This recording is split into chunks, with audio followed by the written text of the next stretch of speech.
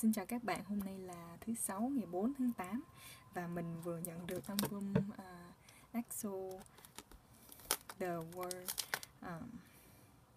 Mình order ở G Market, nhưng mà cái người bán hàng như người ta quên mình luôn hay sao, người ta mới ship cho mình hồi cuối tuần rồi, và bây giờ mình mới nhận được. Nhưng mà shipping thì nhanh lắm, nhưng mà giống như là album ra ngày 19 mà 9 tháng 7 mà bây giờ mình mới nhận được. Nhiều đứa bạn của mình mới nhận được rồi, nhưng mà thôi, ok, không có phàn nàn camera hoài.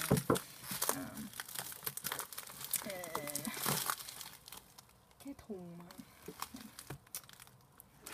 mà người ta ship trong cái album với cái poster của mình, tại mình order có poster trên Gmarket, người ta chỉ có, mình order từ Sinara nên nên chỉ có hai sự lựa chọn là CD không, hoặc là poster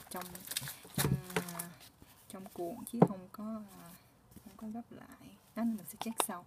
Mình chỉ có order có 2 cái thôi, buồn quá. Rồi mình pre-order cái này trước khi SM cũng như là tung thông tin về cái album á, như là có 8 version của cái poster, bởi vậy mình tiếc mùi hụi luôn, mà thôi giờ order rồi đây, mà poster gửi random, bởi vậy nên ok. Mình order 6 album, 3 album Hàn, 3 album Trung.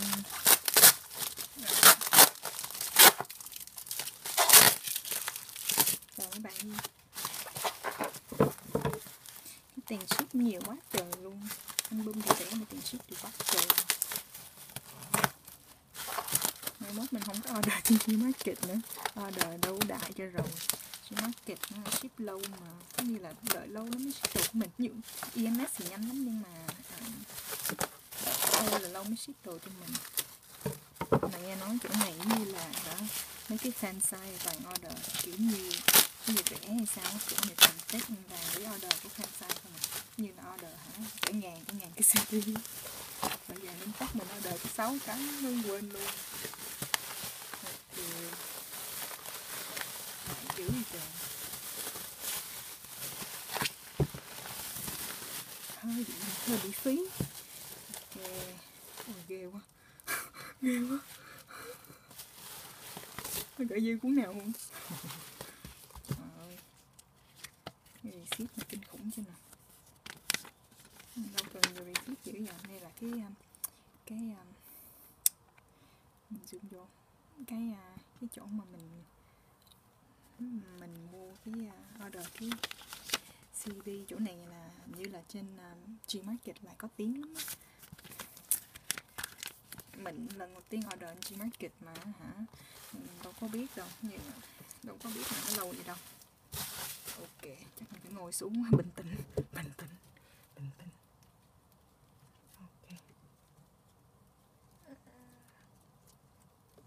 tĩnh. Mình gấp lại cho nó cho cái hình ba cái cỏ gì chả biết.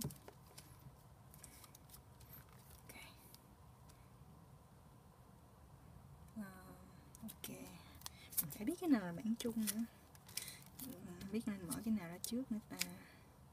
Chắc mình sẽ mở version A rồi B rồi private nha. Ok, rồi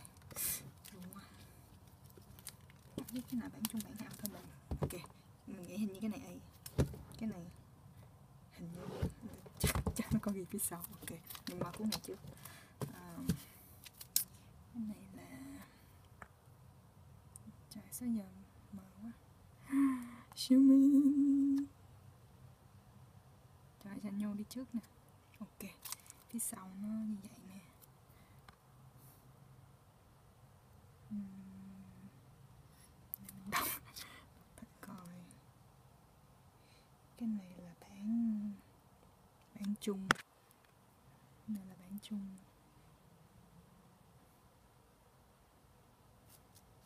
Ok, chờ mình đợi mình mở xong hết 6 cái này chắc video dài 20 phút quá. Rồi, ok.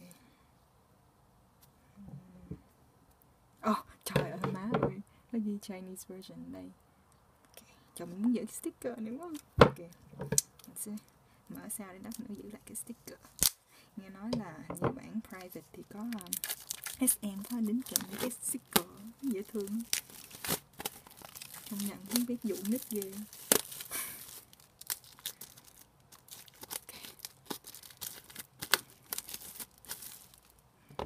Album kỳ này bự ghê ta.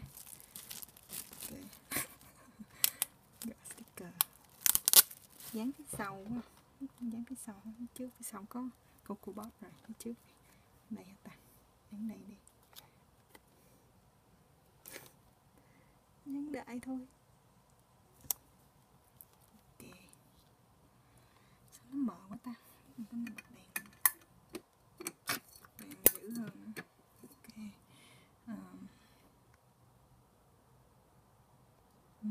Ok, mình mở nha. Trời, để đẹp dữ. Nó gì nó bóng bóng ống ống làm sao mấy bạn. Lá này mắc cười. Ok. The Word này. Coco Bop. Chắc mình chỉ mở cái như là cái photo book thì mình dở cho bạn chung. Mà hình như hình khác nhau, không biết hình khác nhau nữa. Trời ghê quá. Nãy mình rờ chúng cái trang mà có có photo card đó. Okay. So, The Word. Repackage trong next sao. Soon. 694 nè. Các bạn có tí không? Trời ơi, xuống lên.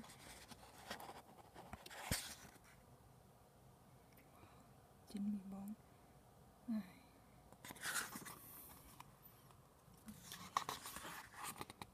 88 nè. Khai với Dio chung một page, chung một trang. Dio. Tao dán lần này cho Dio đẹp kia. Trên. Ủa không xong cái số 21.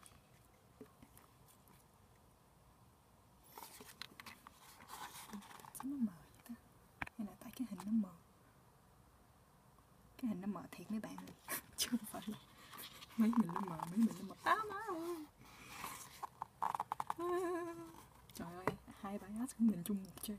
Sao chị nổi đây không biết, chắc mình phải để nghe những quá. Sao biết tự nhiên này iPad mình kỳ quá. Trời ơi, chị không nổi. Hai bài hát cùng chơi. Ủa xong thấy Bacon với lại Suho. Wow, má ơi. Ok, chắc mình ngồi xuống. Trang bên này đẹp ghê nha. Ok, Bacon nè. Zoom vô thấy Suho. Trời, tuần này Suho làm dáng đẹp dễ sợ luôn nha. Suho nè. Ok, sao nó mờ? Không, cái hình nó mờ mấy bạn ơi. Ok tự nhiên Sehun nè thì có số nè. Xong rồi qua Dio, chỗ đẹp dễ sợ. Cái trang này có trang số trang dưới là số của thành viên. Sáng nay mình vừa mới nghe tin là SM tung ra thêm mấy cái ảnh là 4x6 rồi. Giờ mình thấy số 99 nè. 4x6 rồi mấy cái ảnh A4 nè. Trời ơi, đi kiếm tiền e sợ. Con dân người ta còn chưa nhận được album. Sáng nay mình mới ra nhận. Lần này cho cái máy với lại cái đó là gì ta, hai cái máy bên á. Má ơi,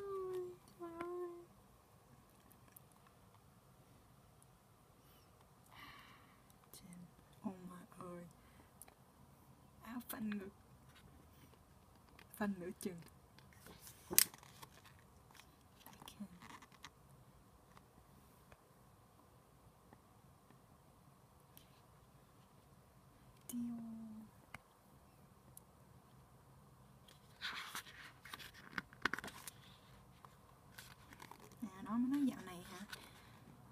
Candy hả?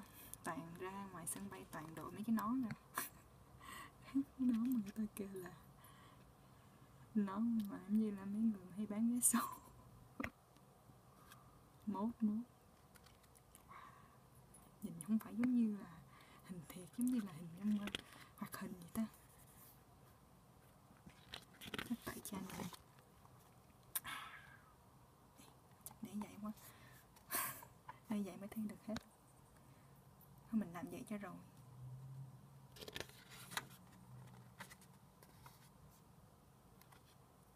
Đây là trời, giờ thì không được.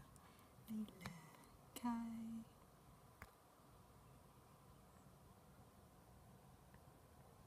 Suho. Xin lỗi mấy bạn nha, video lần này của mình biết sao quay nó ghê quá. Nó mờ sao? Chất lượng hơi bị kém. Trời ơi, 11 phút rồi. Chắc ôi dồi ôi ghê quá. Tới cái trang đó rồi. Mình rồi, xong lại. Ok. Chen. Rồi mình biết ai đổi được rồi đó, mình biết. Mình có đứa bạn cuồng Chen á, mình hiểu rồi đó. Mình hiểu rồi, mình phải đổi rồi đó. Wow, tấm này đẹp dã mà. Em nhớ sao không? Mình zoom in cho rõ. Wow, đẹp dễ sợ. Ô mẹ ơi, tóc hồng, cái background màu hồng nữa. Thiếu nam bên hoa huệ.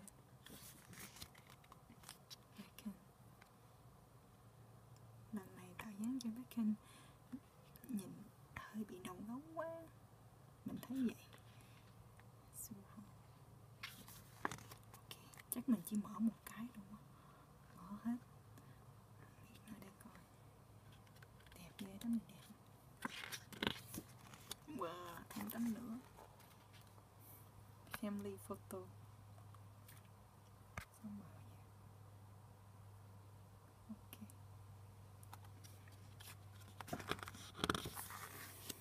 Tấm này chạm đẹp ghê ta.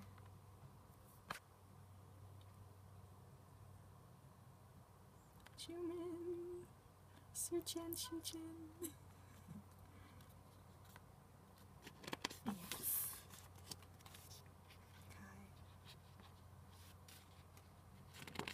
Lần này á, trời ơi, có cãi với Hoài. Dạo này mình hơi bị cuồng Dio.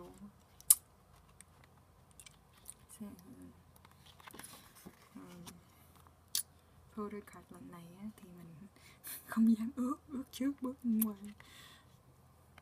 Nhưng mà mình biết đứa bạn của mình là nó nhận order của nó rồi á, nhận album của nó rồi. Ô mẹ ơi, thì nó có streaming, bởi vậy nên mình hy vọng có Chen, để mà mình toàn là Chen không. Mấy bạn nếu mấy bạn có coi video lần trước của mình unbox hay mà bạn biết Chen rồi. Kể từ cái lần đó thì mình có order thêm album của Sub Unit đó. Girls mình order 4 bản, hết 3 bản là Chen, mình không thể hết hơn được nữa. Và cái cuối cùng thì mình được hình của Xiaomin, mừng quá. Nhưng mà 3 hình Chen nên các bạn có tin nổi. Mình thì mình tin nổi. Nên mình toàn bóp trúng Chen không. Trời ơi, nóng quá. Đẹp không?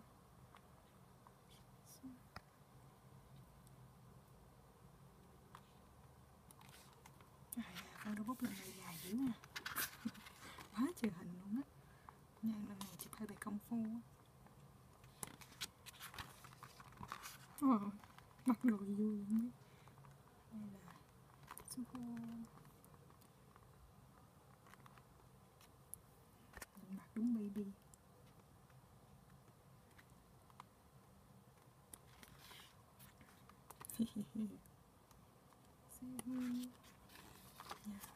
Hình gia đình tí. Zoom vô. Đẹp ghê. Ok, quay lại coi tiếp. Khúc này là đây là lời bài hát rồi. Bay qua lời bài hát. Đây là The Eve nè. Mờ quá. The Eve. Xong rồi Shimmy shimmy Coco Pop. What do you do? Nói thiệt với mấy bạn là mình chưa nghe hết được mấy cái bài này nữa. Fan giả bộ. Tại vì mình đợi album về nghe luôn.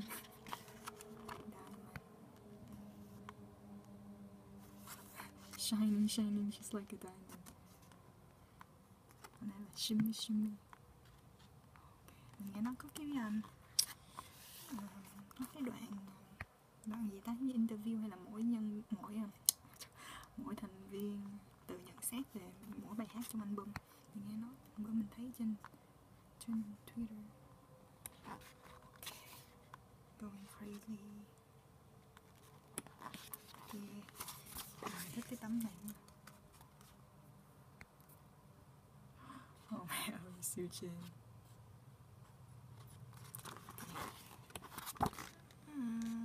Thanks to. Này ai viết ta? Này là ok. Oh mẹ ơi, Chanyo. Thương Chanyo dễ sợ. Viết một bài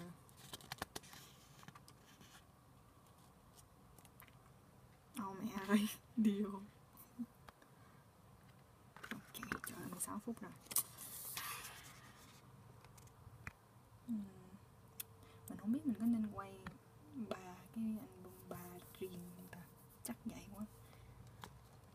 Ok. Ý, sao tự nhiên nó dính? Sao tự nhiên nó dính? Ok quá, thôi không dám mở. Mày có thấy nó dính vậy nè. Có nên mở không trời? Oh man. Come on man. Phần sau chỉ là credit thôi.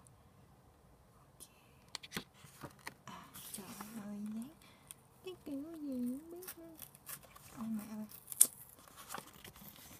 Trời, ok. Đi sau, trang cuối. Wow, bạn tấm này đi Dio giống như đang cười. Hiếm khi nào thấy Dio cười mỉm nha. Dễ thương như sao. Muốn cái siêu mi.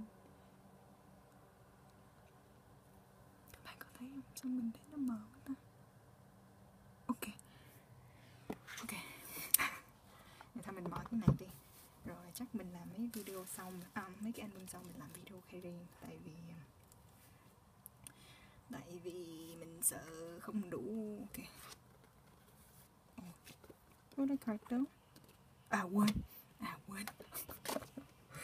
Version này thì chỉ có postcard thôi. Có streaming sau cũng được, ok, an ủi. Trên mình đã nói ra mà không thể nào không có trên được hết. Ok, này chỉ là cái gì đó quảng cáo với Genie thôi. Ok, cảm ơn các bạn đã theo dõi nha. Mình sẽ quay video, mình sẽ unbox 2 video này. Trời ơi, 2 album này trong 2 video tiếp theo. Ok, cảm ơn các bạn đã xem nha. Bye.